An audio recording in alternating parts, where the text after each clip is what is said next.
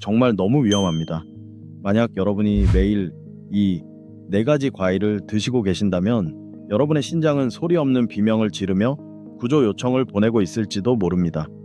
제가 이 말씀을 드리는 것은 여러분에게 겁을 주기 위해서가 아니라 제가 한국의 여러 병원에서 30년 넘게 어르신들을 진료하며 수없이 목격해온 진실을 경고해 드리기 위해서입니다.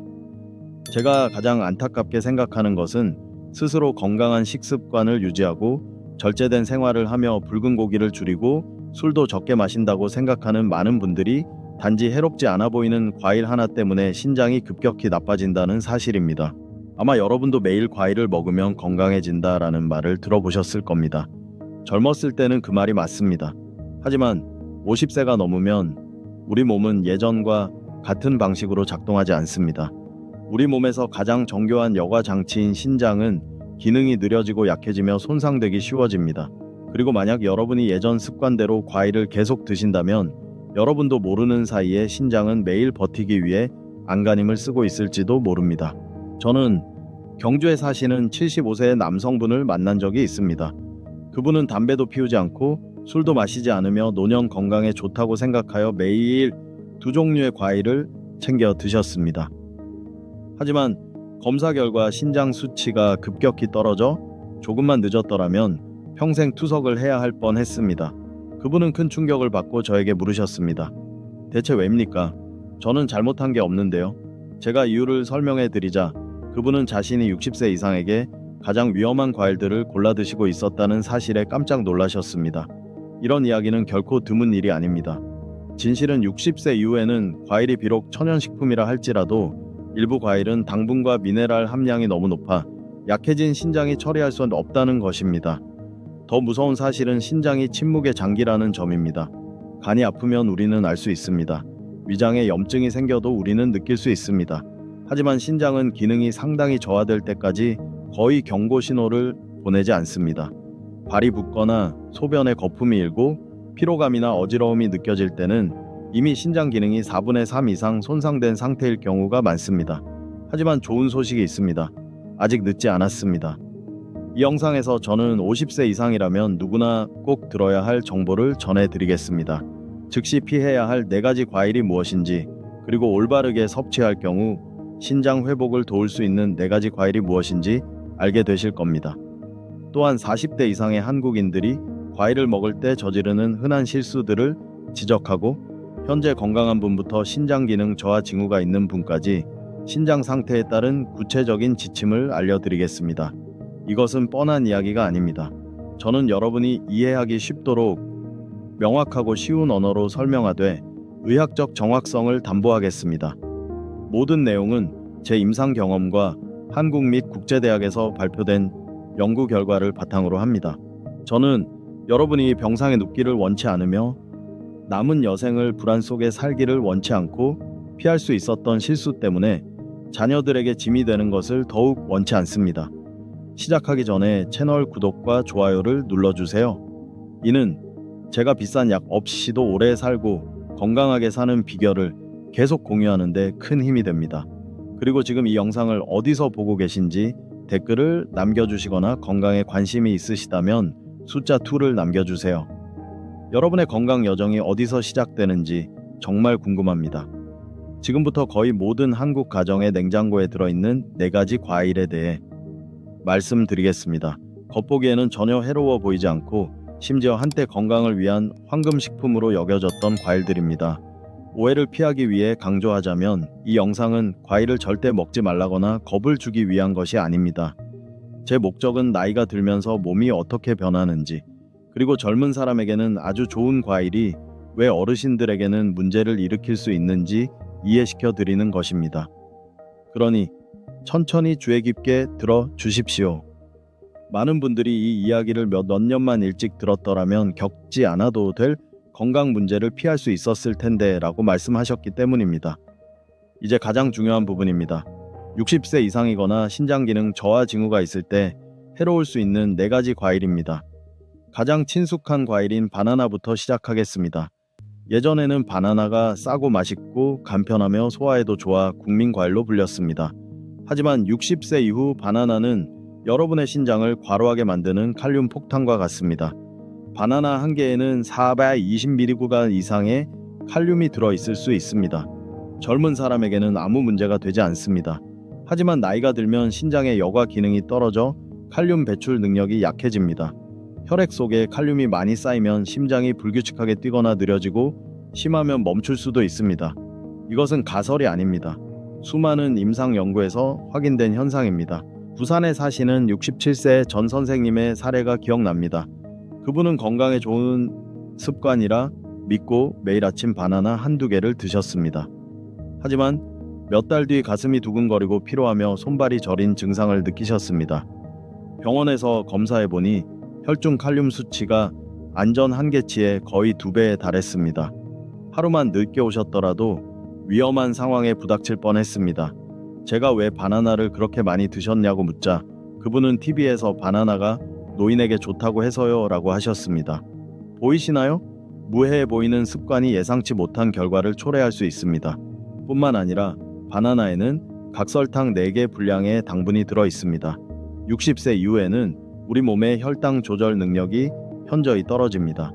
많은 당뇨 환자분들이 천연 당분이라 안전할 거라 믿고 바나나를 드십니다. 하지만 당은 본질적으로 당입니다. 아침 공복에 드시면 10분 만에 혈당이 급격히 치솟아 혈액이 끈적해지고 신장에 더 많은 여과 부담을 줍니다. 그래서 저는 바나나를 달콤한 폭탄이라고 부릅니다. 겉보기엔 무해 보이지만 경고 메시지는 분명합니다. 두 번째로 말씀드릴 과일은 가을철에 즐겨 먹는 감입니다. 하지만 감이 어르신들에게 가장 위험한 과일 중 하나라는 사실을 아셔야 합니다. 감에는 탄닌이라는 성분이 있는데 이것이 위장 내의 다른 음식물과 엉겨붙어 위석이라 불리는 소화되지 않는 단단한 덩어리를 만들 수 있습니다.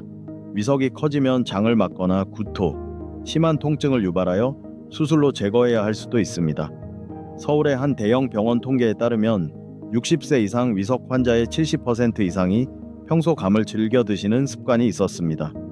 특히 위험한 것은 많은 분들이 빈속에 감을 드시는 경우입니다. 위장에 소화할 음식물이 없을 때 감의 탄닌은 위산과 결합하여 덩어리를 더 빨리 만듭니다. 또한 고기나 단백질이 풍부한 음식과 함께 감을 드시는 습관을 지닌 분들도 계십니다. 이러한 조합은 더 큰 위석을 만들어 복통과 만성 변비를 유발하기 쉽습니다. 감은 당분 함량도 결코 낮지 않습니다. 어르신들의 경우 이 정도의 당분은 혈당을 심하게 요동치게 할 수 있으며 특히 당뇨 위험이 있거나 혈당 조절 약물을 드시는 분들에게는 더욱 그렇습니다. 다음은 최근 몇 년 사이 매우 대중화된 망고입니다. 특히 동남아에서 수입된 망고들이 많죠. 많은 분들이 예쁜 색깔과 달콤한 맛, 그리고 먹을 때 고급스러운 느낌 때문에 망고를 좋아하십니다. 하지만 어르신들에게 망고는 부정적인 의미에서의 슈퍼 과일입니다. 망고 한 개에는 탄산음료 한 캔보다 많은 40g 이상의 당분이 들어있을 수 있습니다. 망고의 당지수 또한 매우 높아 짧은 시간 안에 혈당을 기준치 이상으로 치솟게 할 수 있습니다. 저는 카페에서 일주일에 3번 망고 스무디를 마셨다는 이유만으로 혈당 장애가 온 환자분들을 적지 않게 만났습니다. 더 중요한 점은 망고에 우르시올이라는 성분이 있어 피부와 입안 점막의 알레르기 반응을 일으킬 수 있다는 것입니다.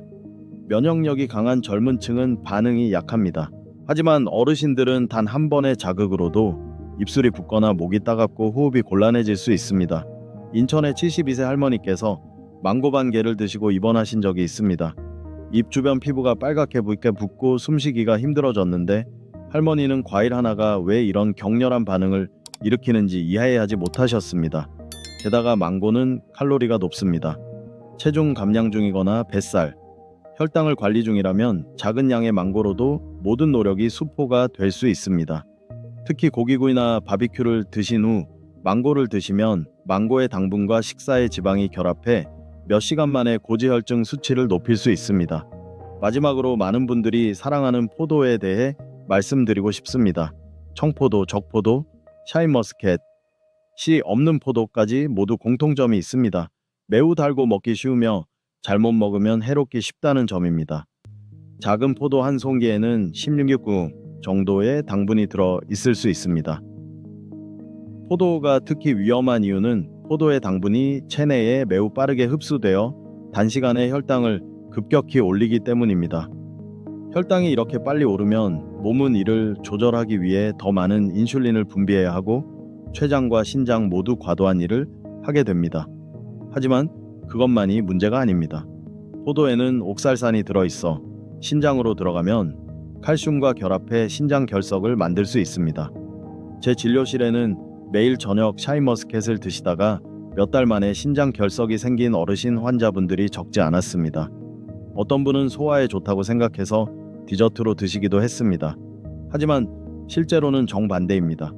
저는 광주에 사시는 62세 여성분을 치료한 적이 있는데 저녁 식사 후 포도를 즐겨 드시던 분이었습니다. 3개월 후 극심한 허리 통증으로 입원하셨고 CT 촬영 결과 1,000cm에 가까운 결석이 발견되었습니다. 그분은 이전까지 결석이 생긴 적이 없던 분이었습니다. 거의 아무도 모르는 사실이 하나 더 있습니다.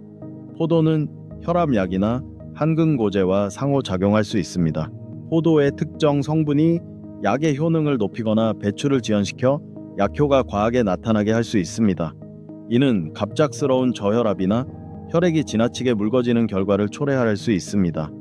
만약 매일 약을 드시고 계신다면 이 점을 더욱 주의하셔야 합니다. 보시다시피 이 4가지 과일 자체가 나쁜 것은 아닙니다. 나이가 들고 신장 기능이 예전 같지 않을 때 위험해질 뿐입니다. 세월에 따라 내 몸이 어떻게 변하는지 정확히 아는 것이야말로 해를 입지 않고 건강하게 먹는 열쇠입니다. 이 4가지 위험한 과일에 대해 듣고 나니 의문이 드실 겁니다. 왜 젊은 사람에게 좋은 과일이 노인에게는 짐이 될까? 왜 과일처럼 건강하고 자연적이며 몸에 좋다고 여겨지는 것이 60세를 넘으면 독이 될 수 있을까요? 답은 과일에 있지 않습니다. 답은 바로 여러분의 몸에 있습니다. 우리 몸은 매년 소리 없이 변해갑니다. 경보음도 울리지 않고 경고 메시지도 없습니다. 심지어 뚜렷한 징후조차 없습니다. 바로 이 침묵이 가장 위험한 점입니다. 저는 서울의 진료실에서 수천 명의 환자를 만났는데 본인은 식습관이 매우 건강하고 절제된 생활을 한다고 생각했지만 피검사 결과 본인도 모르는 사이에 신장 수치가 반토막 나 있는 경우가 많았습니다. 이해를 돕기 위해 아주 천천히 쉽게 설명해 드릴 테니 들으시면서 내 몸 안에서 어떤 일이 일어나고 있는지 상상해 보십시오. 먼저 신장에 대해 이야기해 봅시다. 관심은 덜 받지만 노년의 건강을 결정짓는 장기입니다. 여러분의 신장은 정수기 필터처럼 작동합니다. 젊었을 때는 아주 강력하고 튼튼하게 거의 쉬지 않고 걸러냅니다. 하지만 50대, 60대에 접어들면 이 여과 기능이 해마다 조금씩 떨어집니다. 평균적으로 신장은 매년 약 1%씩 기능을 잃습니다. 적어 보일지 모릅니다. 하지만 실제 수치를 보면 이 감소폭이 얼마나 무서운지 알게 되실 겁니다. 젊은 사람의 사구체 여과율 GFR은 분당 약 9%입니다. 하지만 60세, 65세가 되면 이 수치가 45 정도로 떨어질 수 있습니다. 절반이라는 뜻입니다. 정수기를 필터 교체 없이 30년 동안 썼다고 상상해 보십시오. 처음에는 잘 걸러주겠지만 갈수록 느려지고 약해지며 나중에는 더 이상 걸러내지 못하게 됩니다. 우리 신장도 마찬가지입니다. 몸 안의 유일한 필터이지만 새 것으로 교체할 기회 없이 평생 끊임없이 일해야 합니다. 신장의 여과 기능이 약해지면 소금, 설탕, 미네랄 등 배출되어야 할 모든 것이 혈액 속에 더 오래 머물게 됩니다. 바로 이때부터 문제가 시작됩니다. 제가 어르신들에게서 보는 가장 큰 문제 중 하나는 고칼륨 혈증입니다. 칼륨은 근육과 심장이 정상적으로 작동하는 데 매우 중요한 미네랄입니다. 젊은 사람은 칼륨을 많이 먹어도 건강한 신장이 남는 것을 배출해주니 괜찮습니다. 하지만 신장이 약하면 칼륨을 다 배출하지 못해 혈액 속에 쌓이기 시작합니다. 칼륨이 과도하게 쌓이면 이유 없이 피로를 느낄 수 있습니다. 때로는 심장이 비정상적으로 빨리 뛰거나 느리게 뜁니다. 종아리에 쥐가 나거나 저리고 툭툭 튀는 느낌을 받는 분도 계십니다. 하지만 무서운 점은 아무 증상이 없는 경우도 많다는 것입니다. 심장 박동에 심각한 이상이 생기고 나서야 응급실로 실려오는 환자분들이 계십니다. 대구에 사시는 신어르신의 사례가 기억납니다. 그분은 술도 안 드시고 짜게 드시지도 않으며 오직 건강을 위해 과일을 드신다고 했습니다. 하지만 매일 잘못된 과일을 드신 탓에 고칼륨 혈증이 와서 한밤중에 응급실에 오셔야 했습니다. 과일은 나쁘지 않습니다. 하지만 약해진 신장은 예전처럼 모든 것을 처리할 수 없습니다. 칼륨 외에 또 다른 중요한 요소는 당분입니다. 50세 이후 여러분의 몸은 인슐린에 둔감해집니다. 인슐린은 혈액 속의 당을 세포로 보내 에너지를 만드는 역할을 합니다. 인슐린의 활동이 약해지면 당이 혈액 속에 더 오래 남습니다. 이것이 바로 어르신들이 소식하셔도 혈당이 높은 이유입니다. 그렇다면 망고, 포도, 감을 드시면 어떻게 될까요? 과일의 당분은 매우 빨리 흡수됩니다. 혈당이 급격히 오릅니다. 피가 끈적해집니다. 심장은 더 강하게 펌프질해야 합니다. 그리고 가장 중요한 점, 신장은 남는 당을 처리하기 위해 더 많이 걸러내야 합니다. 젊은 사람은 몸의 보상작용이 좋아 큰 문제가 안 됩니다. 하지만 어르신들에게 이것은 심각한 부담이 될 수 있습니다. 그래서 많은 분들이 작은 과일 한 접시만 드셨는데도 혈당이 안전 수치의 2배로 치솟는 것입니다. 하지만 몸을 해치는 또 다른 은밀한 범인이 있습니다. 바로 활성산소입니다. 이것은 세포를 손상시키는 분자로 금속에 생기는 녹과 같습니다. 젊었을 때는 활성산소를 막아내는 능력이 뛰어납니다. 하지만 나이가 들수록 이 능력이 떨어집니다. 머리카락처럼 가는 혈관 덩어리인 신장의 사구체들이 지속해서 공격받습니다. 그것들은 서서히 염증이 생기고 두꺼워지고 딱딱해지며 결국 여과력을 잃게 됩니다. 이 상태를 방치하면 신장이 너무 약해져 혈액 여과가 효과적으로 이루어지지 않게 됩니다. 그러면 투석만이 유일한 선택지가 됩니다. 투석을 시작하는 많은 분들이 도대체 무슨 일이 일어난 건지 모르겠다고 말씀하십니다. 규칙적으로 식사했고 담배도 안 피우고 술도 안 마셨는데 말이죠.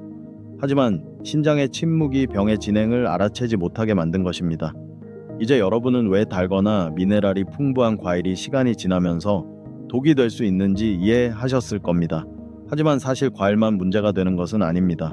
40대 이상 한국인의 잘못된 식습관도 신장을 한계로 몰아넣었는데 일조합니다. 제가 매우 흔하게 목격하는, 그리고 여러분도 적어도 한 가지는 해보셨을 10가지 실수를 분명히 짚고 넘어가겠습니다. 첫 번째 실수는 저녁에 과일을 먹는 것입니다. 이때는 몸이 휴식 모드로 전환되는 시간입니다. 당이 혈액 속에 오래 남아 혈당을 높이고 신장을 힘들게 합니다. 두 번째 실수는 과일은 설탕이 적다고 믿는 것입니다. 요즘 과일들은 더 달고 과즙이 많게 개량되었습니다.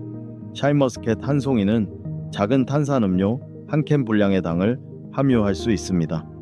세 번째 실수는 과일 대신 주스를 마시는 것입니다. 즙을 내면 식이섬유는 모두 제거되고 당만 남습니다. 주스 한 잔에는 과일 3, 4인분의 당이 들어있을 수 있습니다. 네 번째 실수는 약을 먹는 시간대에 과일을 먹는 것입니다.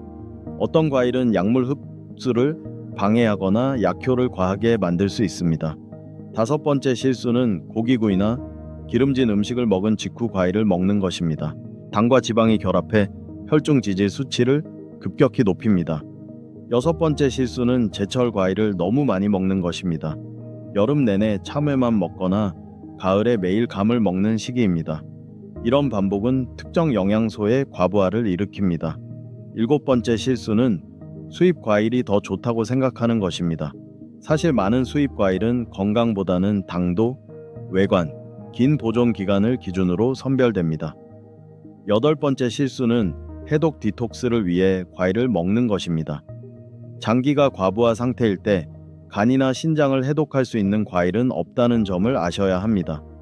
아홉 번째 실수는 천연 당분은 괜찮다고 생각하는 것입니다. 천연당도 당입니다.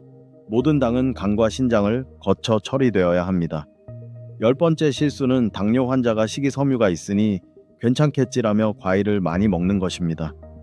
식이섬유가 좋은 건 맞지만 과일의 당분은 여전히 혈당을 급격히 올릴 수 있습니다. 실수를 없애는 것만으로는 충분하지 않습니다.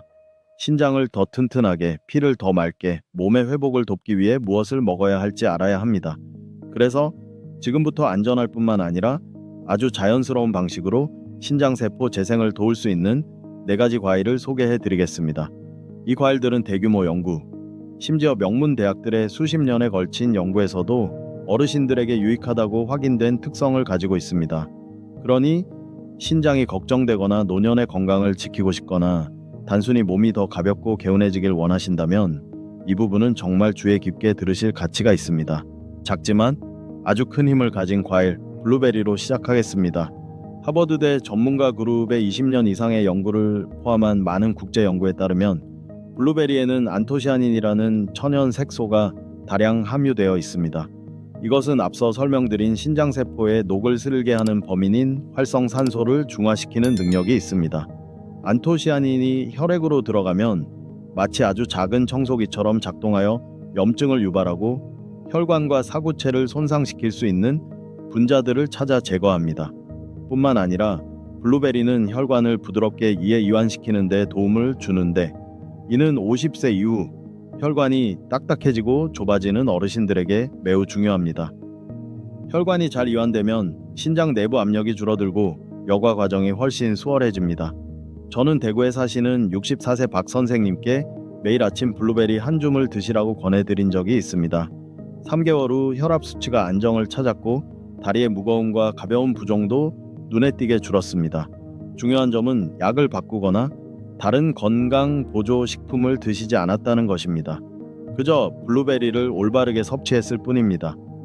많은 분들이 냉동 블루베리도 영양소의 90%를 유지한다는 사실을 모르시는데 가격 걱정 없이 드셔도 됩니다. 효과를 보려면 하루에 50에서 70g 정도 한 줌 분량을 드시면 됩니다. 중요한 건 설탕을 섞거나 설탕을 첨가한 스무디로 만들지 않는 것입니다. 그러면 이점이 거의 사라지기 때문입니다. 두 번째로 기억하셔야 할 과일은 사과입니다. 어르신들에게 사과는 거의 신장을 돕는 보조 필터와 같습니다. 그 이유는 사과 껍질과 껍질 바로 아래 과육에 있는 수용성 식이섬유인 펙틴 때문입니다. 펙틴은 혈액 속에 떠다니는 노폐물과 나쁜 콜레스테롤을 흡착해 몸 밖으로 쉽게 배출하도록 돕습니다. 그뿐만 아니라 사과에는 퀘르세틴이라는 성분이 있어 혈액을 여과하는 사구체의 염증을 진정시키는 효과가 있습니다. 60대에는 사구체의 은밀한 염증이 매우 흔하게 발생합니다. 퀘르세틴이 작용하면 신장 조직이 부드러워지고 경화되는 것을 막아 신장이 안정적이고 편안하게 작동하게 합니다. 인천의 71세 현 여사님이 기억납니다. 피로감과 거품료, 불규칙한 혈당으로 고생하셨던 분입니다. 식단을 점검한 후 저는 오후 간식인 빵 대신 사과 반쪽을 드시게 했습니다. 몇 주 만에 그분은 몸이 훨씬 편안하다고 하셨고 식사 후 속이 더부룩한 느낌도 사라졌으며 이후 검사 결과 혈당도 전보다 안정적이었습니다. 하지만 주의하세요. 반드시 껍질째 드셔야 합니다. 껍질을 깎으면 영양의 절반 이상을 버리는 셈입니다. 그리고 절대 사과즙으로 드시지 마십시오. 즙을 내면 식이섬유가 파괴되고 당 흡수가 빨라집니다. 세 번째는 과일로 여기지 않으실 수도 있는 아보카도입니다. 하지만 이것은 어르신들의 신장과 혈관에 가장 좋은 선물 중 하나입니다. 아보카도가 특별한 이유는 혈관 내 플라크를 청소하는 좋은 지방인 불포화 지방 때문입니다. 혈관이 깨끗하고 뚫려 있으면 혈액이 신장으로 원활하게 공급되어 신장이 좋은 환경에서 일할 수 있게 됩니다. 다른 많은 과일과 달리 아보카도는 당분이 거의 없습니다. 이는 과일의 당분 때문에 혈당이 오르기 쉬운 당뇨 전 단계나 당뇨 치료 중인 분들에게 매우 중요합니다. 저는 고혈압과 불안정한 혈당을 가진 광주의 63세 남성분께 매일 점심 아보카도 반 개를 드시도록 지도했습니다. 짧은 기간 안에 혈압이 안정적으로 떨어졌고 복부 사이즈도 약간 줄었으며 몸이 훨씬 가볍다고 느끼셨습니다. 아보카도는 샐러드에 넣거나 비빔밥에 곁들이거나 그냥 드셔도 됩니다. 하루 반 개면 충분합니다. 좋은 지방이라도 너무 많이 섭취하는 것을 피하기 위해 어르신들에게 적절한 양입니다. 마지막은 서양에서 건강의 붉은 방패라고 부르는 토마토입니다. 토마토에는 혈관과 신장세포를 손상으로부터 보호하는 강력한 항산화제인 라이코펜이 들어 있습니다. 라이코펜의 특별한 점은 익혀 먹을 때 더 강력하게 작용한다는 것입니다. 연구에 따르면 익힌 토마토의 라이코펜 흡수율은 생토마토보다 몇 배나 높습니다. 50대, 60대에 접어들면 신장에 혈액을 공급하는 혈관의 탄력이 떨어지기 시작합니다. 이것이 혈압이 오르기 쉬운 이유이며 혈압이 오르면 신장이 가장 먼저 타격을 받습니다. 라이코펜은 혈관의 유연성을 개선하고 혈압 안정을 도와 신장의 부담을 줄여줍니다. 울산에서 고혈압과 만성 피로를 겪던 한 여성분을 치료한 적이 있습니다. 매일 식사에 토마토 2개나 방울토마토 10알 정도를 추가한 것만으로도 혈압이 약간 떨어지면서 안정되었고 안색이 밝아졌으며 잠도 더 잘 주무시게 되었습니다. 중요한 주의사항은 토마토에 설탕을 뿌리지 않는 것입니다. 한국 분들이 많이 하시는 습관이지만 설탕은 토마토의 이점을 대부분 파괴하고 혈당을 급격히 올립니다. 이 네 가지 과일은 마법이 아닙니다. 하지만 올바른 방법으로 올바른 시간에 올바른 양을 섭취한다면 여러분의 신장을 날마다 조금씩 편안하게 해주는 든든한 지원군이 될 수 있습니다. 거창하거나 복잡한 변화가 필요한 게 아닙니다. 매일 블루베리 작은 한 컵, 사과 반 개, 약간의 아보카도나 토마토, 몇 알이면 몇 주 뒤 몸이 달라짐을 느끼실 겁니다. 하지만 모든 분이 이 네 가지 과일을 똑같이 드셔도 되는 것은 아닙니다. 사람마다 신장 상태가 다르기 때문입니다. 따라서 정확하고 안전하게 적용하실 수 있도록 건강한 분, 신장이 약한 분, 그리고 신부전이 진행 중인 분으로 명확히 구분해 드리겠습니다. 만약 여러분이 40세 이상이지만 검사 결과 신장 기능이 정상인 건강한 분이라면 하루에 과일 2-3번 분량을 드셔도 됩니다.